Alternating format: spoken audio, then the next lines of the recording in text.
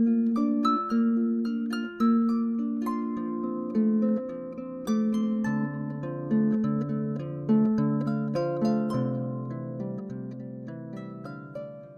hello there everybody, and Merry Christmas, or maybe not such a Merry Christmas if you have to spend Christmas alone.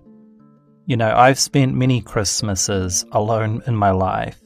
In fact, I spent 10 years where I spent every Christmas alone. And, you know, I gotta tell you, I resorted to some pretty drastic measures to try and find anyone to spend Christmas with, you know.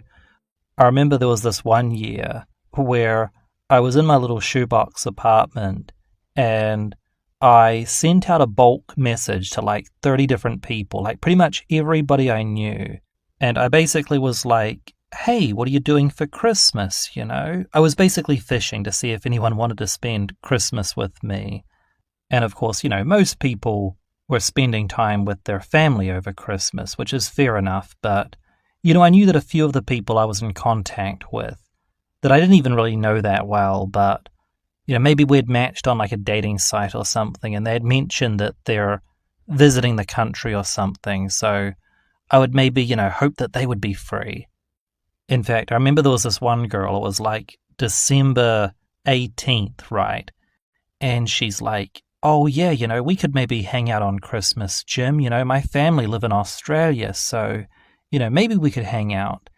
And, you know, as Christmas drew closer, I texted her back like, oh, hey, are we still on? If so, you know, do you want to come over to mine or should I come over to yours? And then she replied back like, oh, yeah, me and my friends have decided to like all get together. So toodaloo, Jim, have a nice Christmas. I'm sure you'll find someone to hang out with though, Jim, don't worry. So yeah, it was basically the same story every single Christmas. I would always end up by myself. And this was the era of my life where I was living in a shoebox apartment, spending all of my free time at this internet cafe in downtown Auckland, which is now closed. And it was where all of the true dregs would go hang out, okay? These were people, like there was this one guy who lived in the closet of the internet cafe. Like off to the side, there was like a broom closet. Like it was about the size of like a park, not even a park bench. It was about as wide as like a stretcher bed. It was only just wide enough for a grown man to lie down in. And sometimes he would just fall asleep at his computer, you know, he would just like play video games for 12 hours and then just fall asleep for a few hours, you know, head back, mouth open, snoring in the internet cafe, as I would be in a different aisle, like, I don't know, watching space documentaries or something. And he would be there like passed out, and there'd be a few other like lost souls that were either just quietly gaming at 3 o'clock in the morning or passed out. And I remember one year in the middle of that period, it was Christmas Eve. It was like, you know, 10 o'clock, 11 o'clock, and then it was, you know, 1 a.m. So it's officially Christmas, and the internet cafe is just, you know, dead silent as a couple of diehard gamers are still awake playing games. And, yeah, the guy from the broom closet, you know, retires to his closet at about 1:30. And finally at about 3 o'clock, I decide to get up and go back to my shoebox apartment. So I get up, you know, I take my, you know, empty Doritos bag, throw it in the bin, which is overflowing onto the carpet, and, you know, I walk past the people that are asleep at their computers, and I walk out onto the street, and there's those leaf blower guys with those annoying honking machines. Which, by the way, those things should honestly be banned, man. They're so annoying. And they're so pointless, too. Like, you'll see some guy dressed up in, like, like a hazmat suit, you know, blowing air against the pavement, achieving absolutely nothing, probably being paid, like, $25-30 an hour from the council to do it. Anyway, so I walk past those guys, up Queen Street, up through Aotea Square. Now, the shoebox apartment that I was living in, It was pretty ghastly, actually. It was this old blue and yellow, it looked like something from the Soviet Union. It looked like one of those old commie block buildings. It was a hostel, and I was living on the top floor, and it used to have these oak trees, or I forget what type of tree they were. I think they were oak trees. In wintertime, it was just like grey and cold and depressing and just ugly. And in summertime, it was actually worse in summer because these trees would just overpower the entire street. These like 60-foot oak trees. They would cast everything into shadows. It was just nasty. It was a nasty street in summer and winter. Now, they've torn this building down now. It's not there anymore. Good riddance to bad rubbish. But, yeah, it was probably the least Christmassy place you could be. And I remember this one year I came home at like 3 o'clock in the morning from the internet cafe, said hello to the guy at reception who would just grunt at me. So, yeah, that was Christmas Eve. That was my Christmas Eve this one year. And I wanted to spend Christmas at the internet cafe, right? Like, that's perfect. You know, I've got nowhere else to be, so I'll go spend it with all the other social outcasts at the internet cafe. But the internet cafe was closed. It was the one day of the year this place closed. Anyway, so after going down to the internet cafe at, 11 in the morning, only to discover that the place is closed, I was like, fine, I'll just go for a nice big walk, okay? I don't want to go back to the shoebox and be alone with my own thoughts, so I'll just go for a walk through the suburbs. That was my idea. But of course, now I have to walk past all of the families in their front yards having a wonderful Christmas with the kids, and grandma's there, and the whole extended family out having a barbecue, because Christmas happens in summertime in New Zealand. I remember it being kind of a grey, overcast day, but every house I walk past, they're all celebrating Christmas, and I'm going for like a doom-a-day walk. And I don't remember what I did that night. Probably went back to the shoebox and sat in the TV room till 1 o'clock in the morning. But anyway, the reason why I told you that little story is because I wanted to make it clear that I have experienced Christmases alone. Now, most of you listening to me right now will probably not have to spend this upcoming Christmas alone, okay? Most of you listening probably have somewhere to be this Christmas, but there will come a time for almost everyone listening where you have to spend Christmas or some other holiday all by yourself when everyone else is with their families and whatever, right? And in my experience, it's worse to be alone when everybody else appears to be having fun, right? And, for a lot of people, it's not so much about being alone on Christmas per se. It's that Christmas is a reminder of their overall failure to start a family or to make amends with their existing family, right? Like, Christmas it's not so much about, I'm alone on Christmas. No, it's more that Christmas is a reminder of their failure, if that makes sense, right? Like, they're happy to be alone on Christmas. They know that it's just a commercial thing. It's got no real relation to religion or anything. It's just a holiday. But the fact that everyone spends it with their family and that they don't have any family to spend it with, or, they're estranged from their family or whatever, it's like a reminder to them.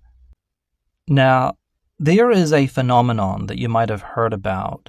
It's called a quarter-life crisis, okay? Some of you have probably had this or, been through it or whatever, and it happens to both men and women. You know the whole meme about the wall for women, right? Like, they make it to about the age of 27, 28, and they realize that their biological clock is ticking, and then they have a meltdown that they haven't started a family yet or whatever. Well, men also go through that, right? But it's more abstract, and it can occur for more reasons than just, biology, right? They'll make it to the age of, 30 or 35, and it might not be about women. It might be about their lives. Like, I'm never going to be free from wage slavery. So, I can be a beta provider, or I can just be single forever. But, I'm never going to be able to be self-sufficient. And, they just become more and more doomer about the fate of their future. There's so much emphasis on youth, your whole life ahead of you. I forget the name of that comedian who talked about it, but, when you're young and you go to the doctor, they always try to fix you, right? Like, it's all about, making your future better.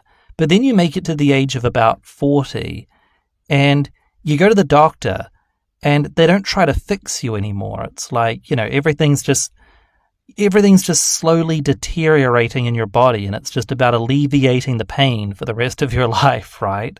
And, I remember this happened to me around the time I turned 30. I was like, I'm no longer young. I'm no longer a young guy anymore. I know this is like a common, epiphany to have, but it's like, wow, like I'm no longer seen as like a young guy with his whole life ahead of him. A quarter of my life is now gone. And, at the time I had nothing to show for it. I had a semi-successful little business in the early 2010s, but due to changes like all of the Airbnbs popping up, I won't go into the specifics of how it worked, but it was pretty profitable the first 3 or 4 years. But by 2015, it was starting to go downhill. And by 2017, it was, all of my income from this business had evaporated. But anyway, the point to mention this is not to like complain. The point is, like, that was, 6 years ago now? Not that long ago. It was the end of 2017 when I came to Australia. And since then, like, everything's come together. Like, literally everything's just come together perfectly. And when you're going through, a stage like what I was going through, my doomer phase in Auckland, you sometimes feel like, you're never going to get out of this, right? You sometimes feel like, things are never going to get better. But then they gradually do. Okay, not for everybody, but for most people, you look back at the problems in your life that you have now in 10 years and they seem pretty trivial. They're not affecting you. There's almost a kind of sense of nostalgia, maybe not so much for that period. I don't have a lot of nostalgia for like the mid-2010s, but there is kind of that feeling of like, well, I got through it, like in the end, everything worked out perfectly for me, like I'm looking forward to the next decade now. Like, I can't wait for my next overseas adventure, right? When I'm going to spend a much, much longer period of time overseas and visit more countries. And, I'm so looking forward to the future that it's, I look back on those hard times. It's like, man, like I never would have thought I would have gotten out of it back then. It just seemed like that's my life. So if you're in a situation where it's like, man, I have to spend Christmas alone, there's no chance, if you feel like there's no chance that things are going to get significantly better for you, in some ways life is short, but in some ways life is very, very long, okay? And it's amazing how much your life can change by the decade. The only thing it doesn't do is it doesn't change back, all right? This is another thing that I think it doesn't so much happen to older people, all right? But for a lot of people around the age of like, usually between 20 and 30, this will happen to them.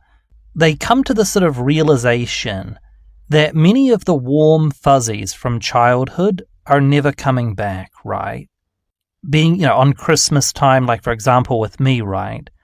Every Christmas we would go to the local Presbyterian church and they would have like the choir singing and we would sit up on the top row, like the balcony at the back of the church, at the back of the chapel, and, watch the guys sing. And, it was quite magical, right?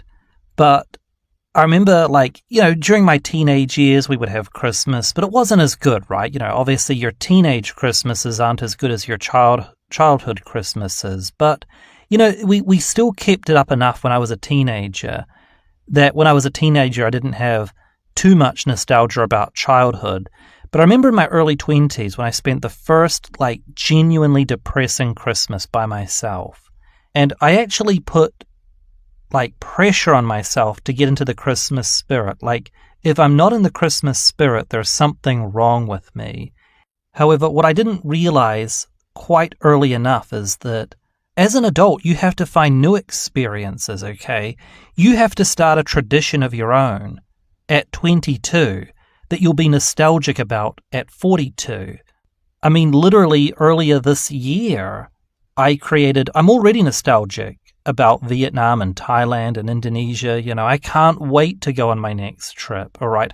I have more nostalgia for traveling across Vietnam now than I do for anything that happened during Christmas when I was a kid. All right, you've got to create your own nostalgia as an adult. Yeah, and you have to work on it. If you're a kid and you grew up in the West, okay, your parents had to work hard to create your childhood memories of nostalgia, okay? They had to buy presents. They had to, have a place for you to live. They had to put a roof over your head. They had to feed you for so many years. Your parents had to put in a ton of work and a ton of money for you to have a warm, happy Merry Christmas, right? And another mistake, I mean, it's not necessarily a mistake, but I think it often is a mistake, is, people will have a great childhood in their hometown, and they'll have a good time during high school, and then they'll move away, they'll move to the big city, and they're miserable. So they think, I'm going to move back to my hometown because that's where my life made sense, The one time in my life I was happy was in my hometown or home suburb or whatever. So they move back thinking that they can get back into that same groove. But you see, what happens when you move back is that everything's changed. People have moved on, people have changed. There's no welcome back party when you move back to your hometown. The house that you lived in as a kid has now been bulldozed and replaced with an apartment block. It's just, things change. You're never, ever, ever going to recreate that feeling, that groove, that vibe you had when you were a kid. It's not going to be there. I could catch a flight back to New Zealand and go back to Queenstown and hire a rent-a-car and drive to the shores of Lake Wakatipu and find the spot where me and my dad used to go fishing in 1994. Right, I could hop on a plane and go to Queenstown, but the trip over there would be long, and I'd get off the plane, and the airport would be all different to how it was the last time I was there, 20 years ago. So I eventually drive out to what I think is the road, the dirt road that led to the spot by the lake, but there's a chain fence up now saying that the road is closed, so I have to walk along it. And it's those days are gone. You're never going to create any nostalgia. It's just, you've got to create your own nostalgia as an adult. Now, this is going to be a pretty cringe thing that I'm about to say. It's the kind of thing that a 23-year-old female backpacker who wears bohemian pants and hasn't shaved her armpits in 2 years would say. But I would say at my core, I'm a little bit of a traveler. I'm a little bit of a nomad by nature. And again, I know that's super cringy. It's something that some hippy-dippy girl would say, I'm on my journey. Every year I travel to a new city and I meet some really cool people, and I meet a different guy in every city, and it's great. We go on our journey together. All right, I know it sounds like that. I know it's a cringy thing to say, but seriously, there are people from my high school that have not only have they never left Queenstown, every now and then, because I'm baffled by this phenomenon. Every now and then, once every couple of years, I'll go on my Facebook account that I never use, and I'll check out someone, friends of mine from high school, right? I did this 6 months ago. I go to their Facebook profiles, and not only have they never left Queenstown, they're still friends with each other. There's this one girl, she was Jill Normie at my high school. She met her boyfriend, who was kind of a childhood, sort of friend of mine at school, right? They formed a relationship. They got married straight after high school when they were 19. They immediately started having kids that are basically adults now, and they're still on Facebook. They still live in Queenstown. All of their Facebook friends are the people they went to high school with. And, in many ways for them, right? In many ways for them, they can relive their childhood nostalgia. People like that actually can relive their childhood every year, because they never left their hometown, and they can have their childhoods via their children. But, for people like me who, and I know it sounds cringe, like, guys, I'm on my journey, but for people like me who do honestly consider themselves to be a little bit nomadic, I guess you would say, the explorer type personality, the people who, the idea of living in my hometown is just, I literally have recurring dreams about being back in high school. Like I'm at my high school, but I don't know what class I'm meant to be in, and I'm like, walking from class to class after the bell has rung, walking into random classes and feeling like, I'm not supposed to be here, man. I'm supposed to be at my job, I'm supposed to be like doing something different, man. Being back in my hometown is literally a nightmare for me. Like it's a literal nightmare that I've had before.